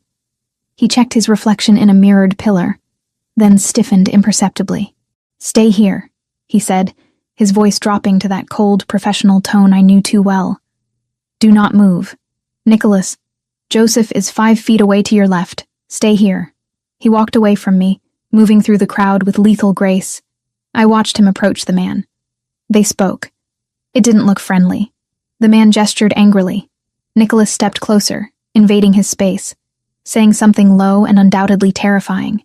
The man paled, took a step back, and then turned and practically ran out the door. Nicholas returned to me, smoothing his jacket. "Who was that?" I asked, heart racing. "Nobody," Nicholas said. "Just a ghost from an old business deal. He looked like he wanted to kill you." "Many people want to kill me, Megan. It is a long list. But wanting and doing are very different things. Is that going to happen every time we go out?" I asked, the reality of it hitting me again. "The threats? The enemies?" "Not every time," he said honestly. "But sometimes, yes." He took my hand, his thumb rubbing over my knuckles. "This is the life, Megan. I told you. It is not safe. It is not clean. If you want to walk away, The door is there. I will not stop you. I looked at the door. Then I looked at the man in the gray suit fleeing into the night. Then I looked at Nicholas. I'm not walking away, I said. I'm staying right here. Why? He asked, genuinely baffled. Why choose this? Because I choose you, I said.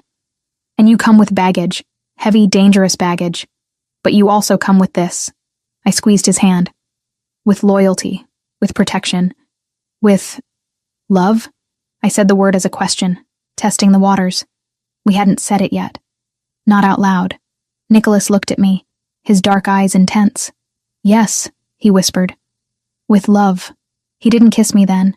Too public, too risky. But he didn't have to. The look on his face said everything. We left early. Joseph drove us back to the penthouse.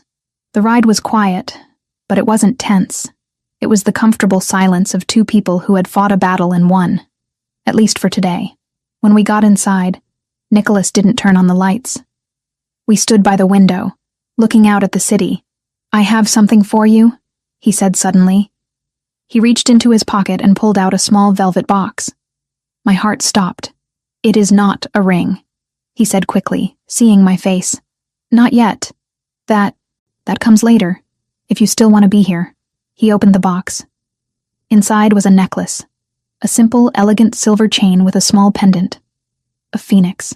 Rising from the ashes, he murmured, taking it out. Turn around.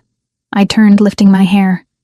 His fingers brushed my neck, warm and calloused, as he fastened the clasp. You survived the fire, Megan, he said, his breath against my ear.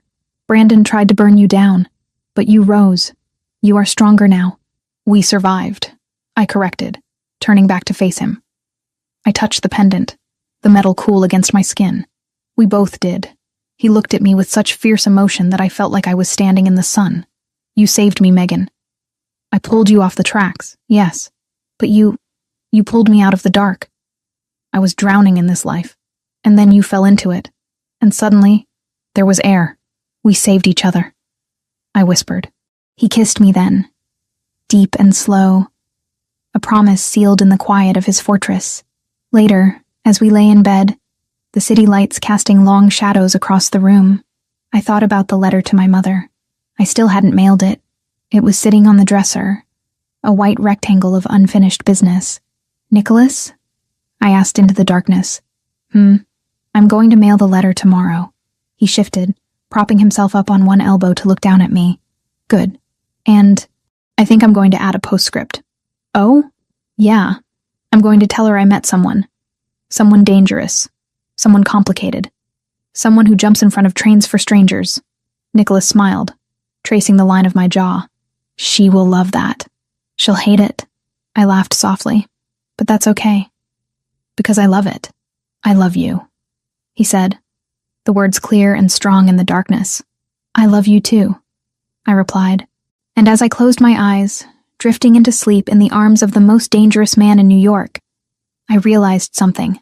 I wasn't afraid anymore. Not of Brandon, not of the O'Sullivans, not of the judgment, or the danger, or the future. For the first time, when I pictured border crossings and triage tents and a younger version of myself in a Doctors Without Borders vest, the image didn't feel like a fantasy I had to give up to stay alive. It felt like something I might actually get to choose, someday, on my own terms. I was Megan Collins. I was a survivor. I was a partner. And I was exactly where I was supposed to be. The tracks were behind me. The train had passed. And for the first time in a very long time, the track ahead was clear. The next morning, I woke up alone in the massive bed, but there was a note on the pillow next to me. Gone to handle business. Joseph is downstairs. Be ready at 7 for dinner. Wear the red dress. I love you. N. I smiled, stretching.